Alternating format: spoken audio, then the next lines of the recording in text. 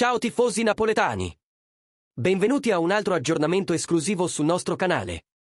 La nostra squadra è sempre alla ricerca di migliorarsi per portare i migliori risultati, quindi non dimenticate di mettere un like a questo video e di iscrivervi al canale per non perdere nessuna novità. Oggi parleremo di un nuovo nome che sta facendo molto parlare di sé, Strahinja Pavlović. Strahinja Pavlović è un difensore serbo che attualmente gioca per il Salzburgo e la nazionale serba. Questo giovane talento è recentemente entrato nel radar del Napoli, che sta cercando di rafforzare ulteriormente la sua difesa dopo l'imminente arrivo di Rafa Marin dal Real Madrid. Pavlović ha iniziato la sua carriera nel Partizan Belgrado e, 2 anni fa, era già stato seguito dalla Juventus, anche se poi hanno optato per altre scelte. Le sue prestazioni hanno attirato l'attenzione del Monaco, che lo ha acquistato nel gennaio 2020 per 10 milioni di euro.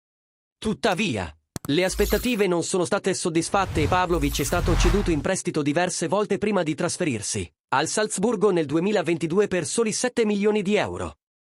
Qui, Pavlović ha trovato la sua consacrazione, giocando 37 partite tra campionato, Coppa Nazionale e Champions League, segnando 4 gol e fornendo 3 assist. Difensore mancino, Pavlović ha dimostrato di essere versatile, giocando sia come centrale nella difesa a 4 sia come centrale nella difesa a 3. Il suo contratto con il Salzburgo scade nel 2027 e il suo valore di mercato è attualmente stimato intorno ai 20 milioni di euro. Tifosi, cosa ne pensate di Strahinja Pavlović?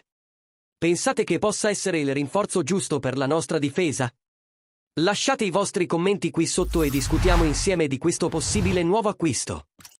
Non dimenticate di mettere un like al video, iscrivervi al canale e attivare la campanella per rimanere sempre aggiornati sulle ultime novità del nostro amato Napoli. Alla prossima e forza Napoli sempre!